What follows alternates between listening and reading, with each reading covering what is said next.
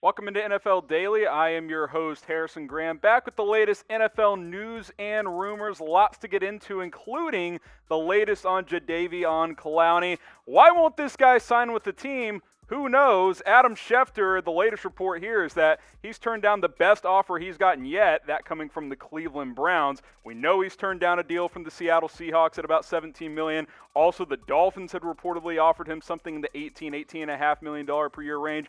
And Schefter's reporting that this Browns offer is the best one he's gotten yet. So clearly, he is not lowering his asking price, even though the last couple months is like, well, maybe he's willing to take less than the initial asking price of $20+ million. Doesn't appear to be the case for whatever reason. Here's Schefter on ESPN Cleveland saying, quote, I think they've been the most aggressive team with him financially, and I just think he has balked as going to Cleveland for whatever reason. It's the richest offer on the table, and he hasn't been taking it. So why is that? I don't know. Is it not wanting to be in the city? Is it lack of belief in the organization? I don't know what it is. I don't know what it is either. But I'll ask you guys this question because I'm never going to be in this position. Probably a lot of you guys aren't either. If you were a pro athlete, what would you prioritize more? Type M for money, type W for winning. It's easy for us to say winning, but if I got the I'd probably take the best offer if I'm being honest. Hey, I got to take care of mine. I got to put more money in the bank, all that stuff. Executive producer Brett, Mitch, they're all laughing at me. Give me the bag, even if that means going to Cleveland. All right, guys, I need help from you. Look at it. This is a joke. Tom just crossed 8,500 Twitter followers. Mitch doesn't even care about Twitter anymore, and he's at 17,000. I'm just trying to get to 2,000. Help me out by giving me a follow at HGramNFL. And you guys know the drill. Usually I do trade videos on Thursday. Not this week. Probably get back to it next week. So if you follow me at HGramNFL and send me your trade ideas, I will prioritize those from Twitter. So give me a follow. Send in your best trade proposals. We'll do a video sometime next week. Back into Clowney here. Look, it's a tricky case, right? Just 3 sacks last year. The sack production hasn't been there. He's never been a 10-sack guy in his career, despite being the number 1 pick a few years ago. He's a really good player, but if he's truly turning down $19 million per year potentially from the Cleveland Browns, assuming Adam Schefter's report is correct, I don't really know what he's waiting for. I get it. There's not a lot of reason to trust that organization, but he's still been offered 17 by Seattle, 18 plus by Miami.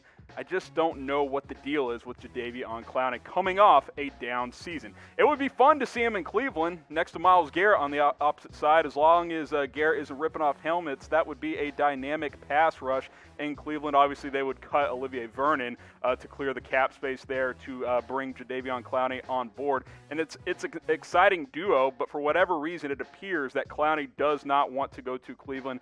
Appears he's not lowering his asking price at this point, despite conflicting reports that he would have to take less. So we will see what happens in the end. What do you guys think? Who will Clowney play for in 2020? Go ahead and let me know down in the comments section.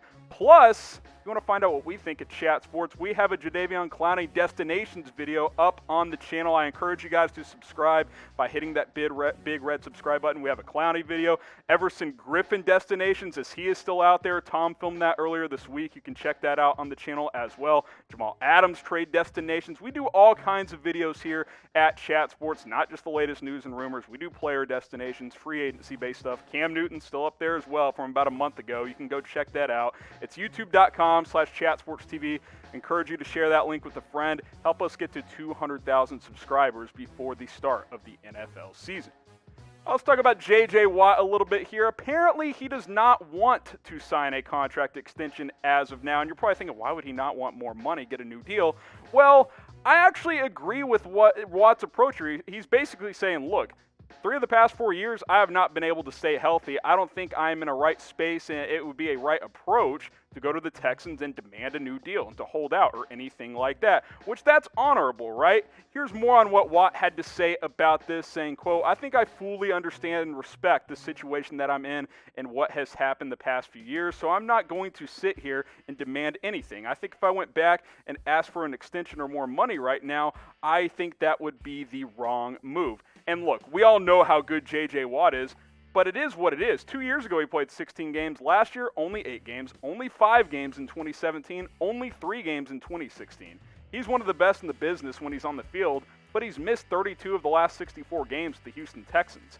That's not what you're looking for when you give a star player a big-time contract. To be honest, as great as he is, they haven't gotten the return on investment when they signed him to that big deal a few years ago.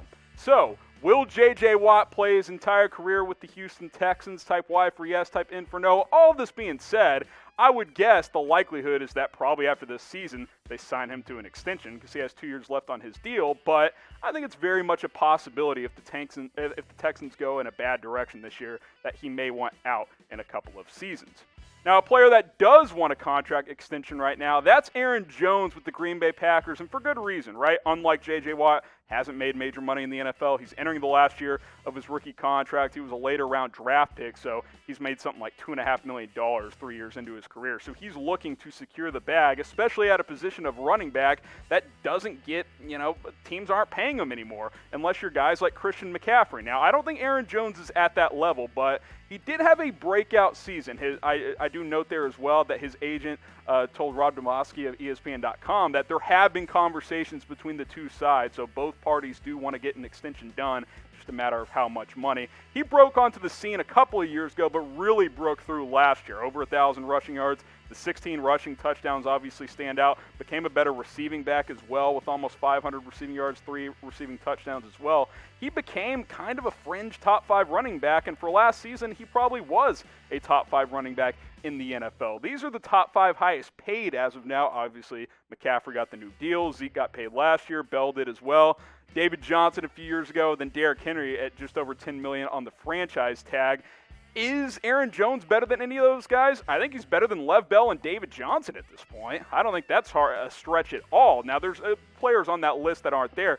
Alvin Kamara is probably better than Aaron Jones, maybe a couple of guys as well. But I think you could make the argument that Aaron Jones is a top 5 NFL running back. And if he is, he's probably worth paying at least, $8-9 million per year. So what do you guys think? Is he top 5? Type T for top 5, type B for below top 5.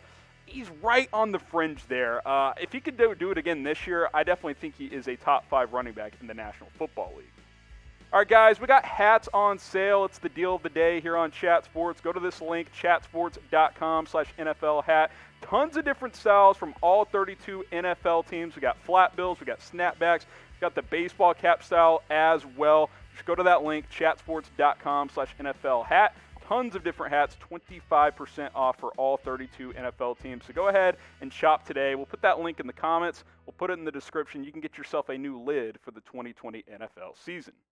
All right, Baker Mayfield spoke recently, and he's expecting a big year, not only for the Browns as a whole, but for his 2-star receivers, Odell Beckham Jr. and Jarvis Landry, saying, quote, they're ready to take over. He spoke highly of what they've been doing in the offseason. Look, both these guys dealt with injuries last year, OBJ and Landry. They played through them. They didn't miss any games, but you could tell that they weren't 100%, hence why they both had offseason surgeries, in January and in February. It's a big year for the Browns. Last year, all the expectations, year 2 for Baker, you bring in Odell Beckham Jr., you got Landry, 6-10. This year, you pay again. You address the offensive line. You have a nice draft. You get Austin Hooper. OBJ and Landry are healthy. Year 3 for Baker. This is kind of the year for them to do it. If the Browns are ever going to do anything, isn't it this year? Will they make the playoffs? Is this the year that the Cleveland Browns finally make the playoffs again? Type 1 for yes, type 2 for no. If it's not this year, I don't know when, because they've got all the talent in the world. It's just a matter of Kevin Stefanski putting all the pieces together and Baker Mayfield specifically bouncing back, because obviously he did not play well last year. Played well as a rookie after being the backup the first couple of games, stepping in for Tyrod Taylor, had the big rookie year. Last year just wasn't the same guy. Completion percentage down, interceptions up, quarterback rating way down. The offensive line wasn't great, but he didn't trust the pocket most of the season. He bailed way too early on a lot of clean pockets. You could tell he was rattled back there. And, his top 2 receivers, while they were still pretty productive, they weren't, Odell Beckham level, Jarvis Landry level. Landry had a pretty good year, but just over 1,000 yards for Beckham, that's not what you're looking for when you trade for him with the New York Giants. You're looking for 1,400 yards and double-digit touchdowns. He barely scratched 1,000 and only had 4 touchdowns. That's not the return on investment you're looking for if you're the Cleveland Browns. I think you'll live with those numbers from Landry. Beckham's just got to be that true alpha dog number one receiver. Baker Mayfield is expecting it to happen this year. We'll see if it actually does come into form. Obviously, new coaching staff. Year 3 for Baker. We'll see how things play out. Tough division, but it's put up or shut up time if you are the Cleveland Browns. All right, let's catch you guys up on the NFL rule change notes here that were implemented today. The 4th and 15 alternative to the onside kick, it did not pass, which probably the logical move, but for entertainment purposes, I wish it would have passed. I think the Kansas City Chiefs would have liked to see it pass, for example. A couple things did pass, though. They eliminated the dead ball rule strategy, a.k.a. the Bill Belichick, Mike Vrabel rule. If you remember the Titans-Patriots playoff game last year, the Titans kept taking delay of games on a running clock because they could run the clock all the way down to the 2-minute warning because they were backed up inside their own 10, so they were only losing like a yard or two at a time. So basically, they ran off like, a minute and a half or something like that. They eliminated that. You can't do that anymore. After one delay of game, the clock doesn't keep running, so that is no longer in place as well. Also, you can have 3 players return from IR per team now. Last year it was 2, now it's 3. So if you put a player on IR, they're out 8 weeks, and then they can come back. Now you can do that for 3 players instead of 2. So a couple of changes, rules of note right there. Also, next phase of reopenings. We go through some NFL news here. Roger Goodell sent out a memo to the league, all 32 leagues or teams today in the National Football League. There. You can reopen ticket offices and retail stores, which a lot of these practice facilities have, or both of those are on site. Still can't top the capacity of 50%. Employees there can only have up to 75 employees still. That is still in place. And obviously, you still have to adhere to local and state guidelines. So certain teams, not all 32 teams, can take this next phase of reopening. But just a couple of news items there with the rule changes, the next phases of reopening. That's kind of where we are with that as far as the NFL goes right now.